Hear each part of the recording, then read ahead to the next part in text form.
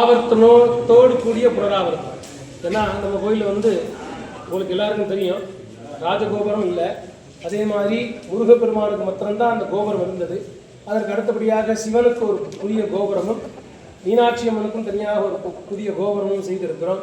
அதோடு மட்டுமில்லாமல் இந்த கல்யாண மண்டபத்தில் இருக்கிற ஒவ்வொரு தூண்களிலும் எல்லா ஊர்களிலும் மாதிரி ஒவ்வொரு முருகனுடைய அவதார சிலைகளை இங்கே போற்றிருக்கிறோம். உள்ள பூரா வந்து கல் தலங்கள்லாம் புதுசாக பதிச்சிருக்கிறோம்.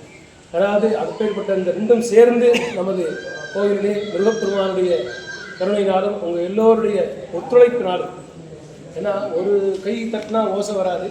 இதில் வந்து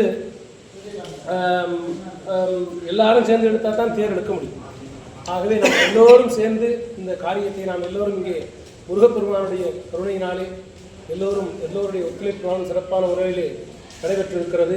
அதற்காக முருகப்பெருமானுடைய ஒரு பிரசாதத்தையும் நாங்கள் இங்கே எல்லாம் நிதி அளித்தவர்கள் எல்லாம், ஏன்னா எல்லாரும் நிறைய கொடுக்க முடியாது, அவங்களால முடிஞ்சதை கொடுத்து. ஒரு சில பேர் கூட மனசு கஷ்டமாக இருக்கும், கடா சாமி 80,000 ரூபா வச்சுட்டாங்களே அப்படின்னு. ஆனால் இதற்கு செலவு பார்த்தீங்கன்னா எனக்கேற்ப இருந்து நாங்கள் எதுவுமே கணக்கு பார்க்கல, ஒரு 2.5 கோடி ரூபாய்க்கு மேலே இது வரைக்கும் ஆயிருக்கு. உங்களுக்கு சொல்கிறேன், நம்ம செலவை பார்க்கல.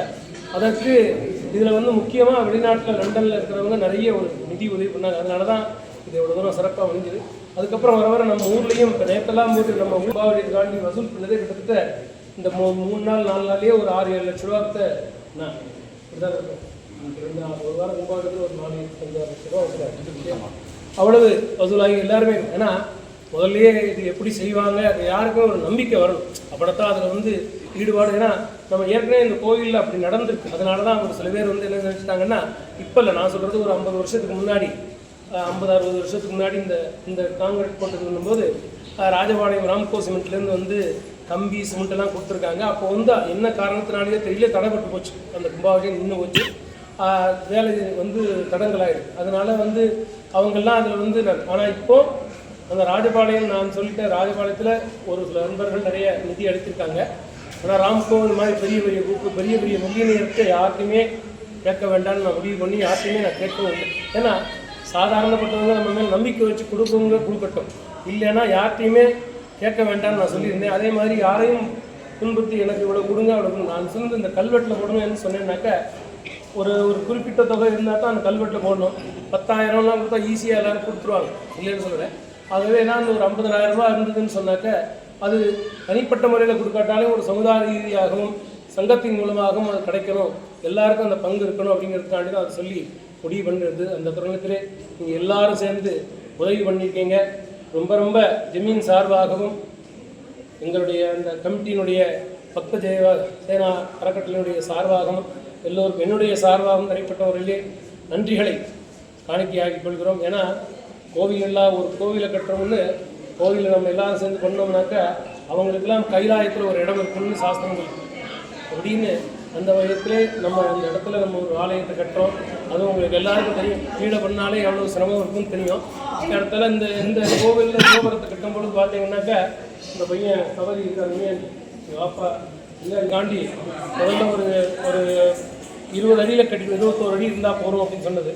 ஆனால் 21 அடி ஆளும்போது நான் சொன்னது முதல்ல கீழெலாம் ஒன்றும் போட வேண்டாம், 2 தூண் வச்சு அதுலேயே பண்ணிடலாம் சொல்லும் பொழுது அந்த மண்டபத்திலேருந்து உள்ளே வந்து பண்ணால் தான் அந்த காலில் நிப்பாட்ட முடியலாம் ஒரு கருத்து இருந்தது. அப்புறம் சொன்னேன், சரி தனியாகவே வெளியில் போடணும் அப்படின்னா அதுக்கு தகுந்த பெரிய பில்லர்கள் போட்டு இந்த ஃபவுண்டேஷன் மாத்திரமே கிட்டத்தட்ட 8.5 லட்ச ரூபா கிட்ட ஆகிடுது. கீழே ஃபவுண்டேஷன் மாத்திரமே போட்டு அதுக்கப்புறம் கம்பிகள்லாம் போட்டு அதுக்கப்புறம் தான் அந்த பில்லர்லாம் நிப்பாட்டி அதை பண்ண வேண்டியதாக போச்சு. கிட்டத்தட்ட அந்த கோபுரம் அந்த இவ்வளவு ராஜகோபுரம் ரொம்ப முக்கியம். அப்பேற்பட்ட 3 நிலை நமக்கு வந்து 27 அடி கலசத்தோடு சேர்த்து ஒரு 29 அடி வரும். இப்படி அதை நிறுவனம் பண்ணோம். அப்படி ஒவ்வொன்றும் அதே மாதிரி முன்பக்கமும் இருக்கிற முன்னாடி இருக்கிற நம்ம ஊரில் எல்லாருக்குமே தெரிஞ்சுருக்க முன்னாடி எப்படி இருந்ததுன்னு தெரியும், இப்போ எந்த அமைப்பில் இருக்குன்னு தெரியும். அது மாதிரி சைடில் இப்படி நிறைய வேலைப்பாடுகள் நம்ம இங்கே செய்திருக்கிறோம். எல்லாம் நாங்களாக சார்பாகவும் கமிட்டியின் சார்பாகவும் அவர்களை கௌரவிக்கும் மன்னமாக இப்போது இங்கே கௌரவம் வழி செய்யப்படும். வேலை ஆரம்பிச்சது முன்னாடியிலேருந்து ஆரம்பிப்பேன். அவரோட நிறைய நேரத்தில் நான் சத்தம் போட்டிருக்கேன். ஒரு நாளைக்கு லண்டனில் நான் காலையில் ஒரு 7 மணிக்கு அங்கே எழுந்திரிச்சு ஃபோன் பண்ணும்போது இங்கே மத்தியானம் 12:30 மணி இருக்கும். அப்போ டெய்லி அவன் எப்படா ஃபோன் வரும்னு காமிச்சு இந்த ஃபோனில் இங்கே என்ன வேலை நடந்துருக்குன்னு ஃபுல்லாக பார்த்து இங்கே இருக்கக்கூடிய ஒவ்வொன்றும் இந்த முருகனை பற்றின அவதாரங்கள் எல்லாமே நான் ஒன்றும் ஃபோட்டோ எடுத்து எல்லோருடைய ஆசீர்வாதத்தாலும் பக்த பெருமக்களாகிய எல்லோருடைய ஒரு உழைப்பினாலும் மன்னர்கள் தான் கும்பாபிஷேகம் கோயில் கட்டி பண்ணாங்க. ஏன்னா ஒரு கும்பாபிஷேகம் பண்ணணும்னா எல்லாருக்கும் வேலை இருக்குது. அந்த கும்பாபிஷேகத்தில் கொத்தனார்லேருந்து தச்சாசாரிலேருந்து கொல்லாசாரிலேருந்து எல்லாருக்குமே இந்த வேலை கொடுப்பது இந்த கும்பாபிஷேகம். அப்படி இந்த கும்பாபிஷேகத்தை 4 விதமாக பிரித்திருக்கிறார்கள். ஆவர்த்தனம், புனராவர்த்தனம், அந்தரிதம், இப்படி 4 விதமாக அந்த கும்பாபிஷேகத்தை பிரித்திருக்கார்கள். ஆவர்த்தனம் என்பது கோவிலே இல்லாத இடத்துல ஒரு கோவிலை கட்டணும்னா அதுக்கு ஒரு நியமிஷ்டம் இருக்கு. இந்த புனராவர்த்தனம் என்பது 12 ஆண்டுகளுக்கு ஒரு முறை நடக்கக்கூடியது இந்த புனராவர்த்தன கும்பாபிஷேகம். அந்த புனராவர்த்தன கும்பாபிஷேகம் 12 ஆண்டுகளுக்கு முறை நடக்க வேண்டும் என்று சொன்னாலும் கூட இறைவன் நினைத்தாத்தான் அது நடக்கும். எந்த கோவிலையும் பெரிய பெரிய வாய்ப்புகள் வாய்ப்புகள் இருந்தால் கூட அப்போ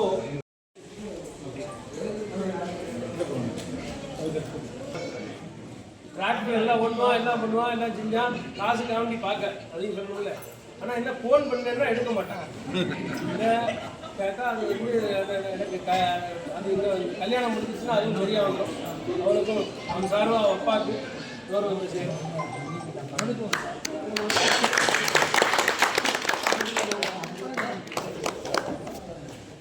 கார்த்தி கல்யாணம் காலம் மீட் பண்ணுறதுக்கு எப்படி அப்படிங்கிறத பார்க்கும்போது நாங்கள் ஒருத்தராக கேட்டு முடியாதுன்னு சொன்ன வேலையை அவங்க முடிச்சு கொடுத்தாங்க.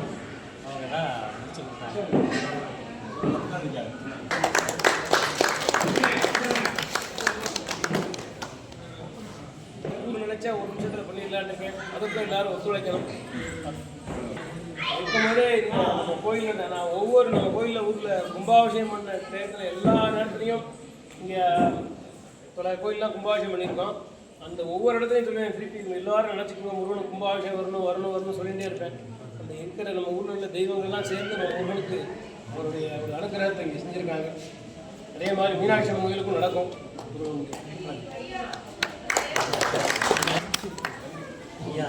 கொஞ்சம்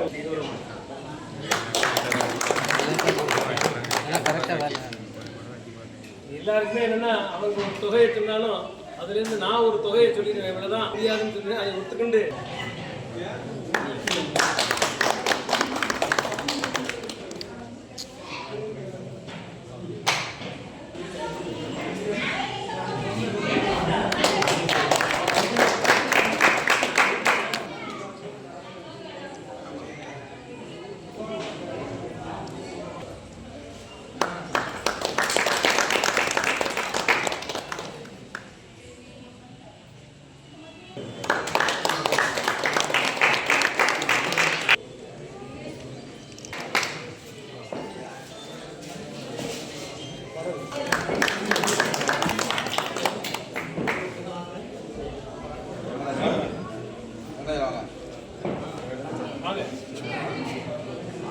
ரைட்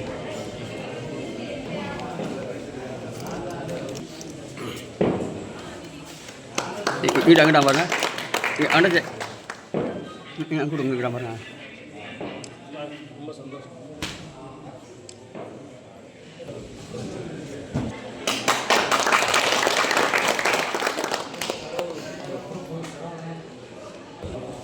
எல்லாருக்கும் சமைச்சு கொடுத்து அதை வந்து சாப்பாடு ரொம்ப முக்கியம். ஒரு கல்யாண வீட்டுக்கு போனால் சாப்பாடும் கச்சேரி தான் ரொம்ப முக்கியமாக இருக்கணும். நல்ல சிறப்பாக எத்தனை பேர் இருந்தாலும் பரவாயில்ல, எவ்வளோ பேர் இருந்தாலும் சமாளித்து போட்டுருன்னு போட்டார். ரொம்ப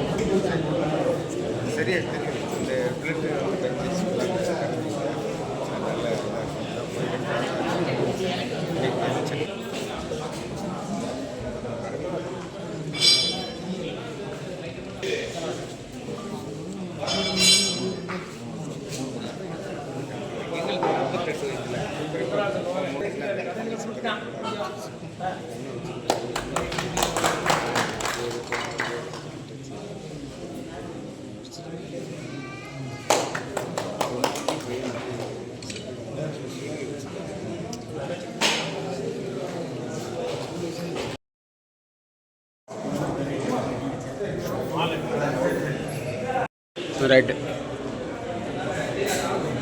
ம்.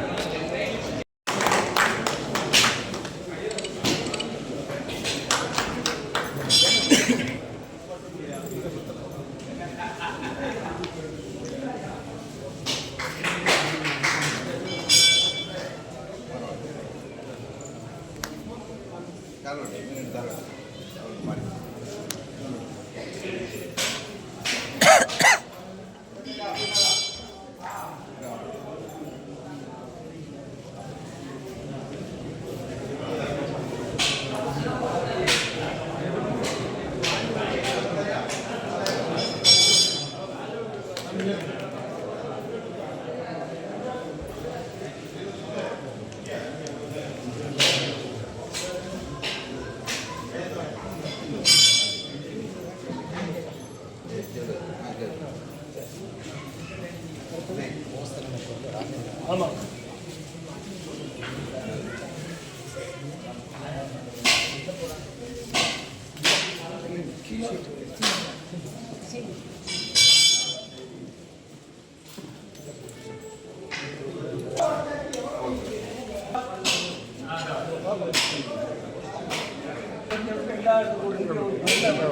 நல்லா தெளிவாக இருக்கும்.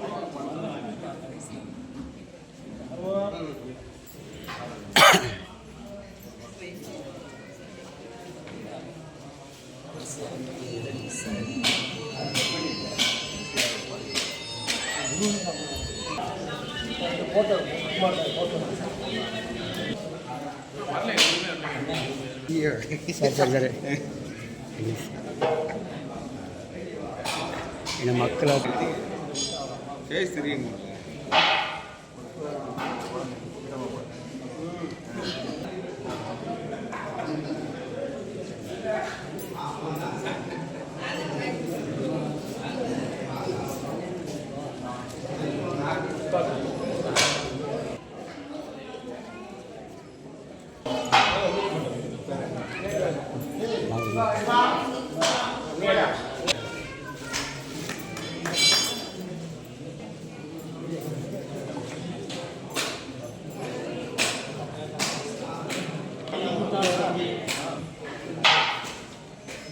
நாகராஜன், பார்வதி,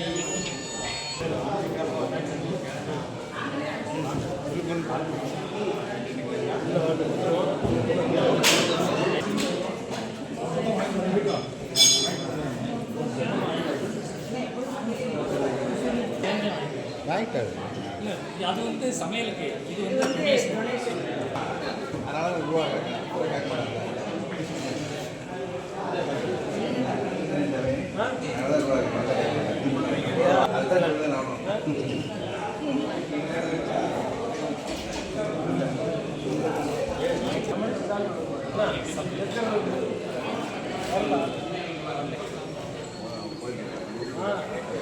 தம்பிக்கிட்டா பாரு. அவர்கிட்ட பாரு. ம்.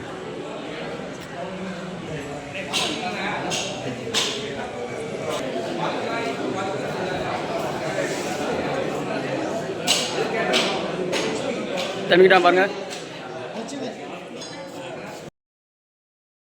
எந்த ஆஃபீஸ்? யூனியன்லையா? டவுன் சேர்த்து யூனியன் எல்லாமே தான். யூனியன்லேயும் பேர் வரோம். ஸ்கூல் இருக்காது. நிறையா இருக்கு. எடுத்துரும்.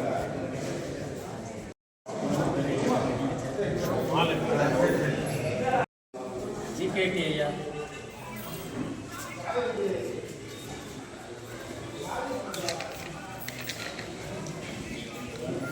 சரவணன்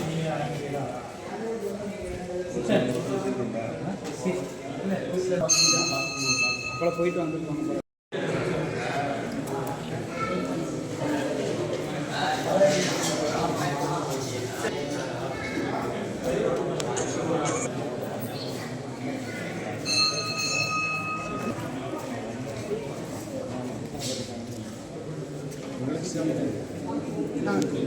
ஃபோட்டோ எடுத்து சாமிக்கு போடுவோம்.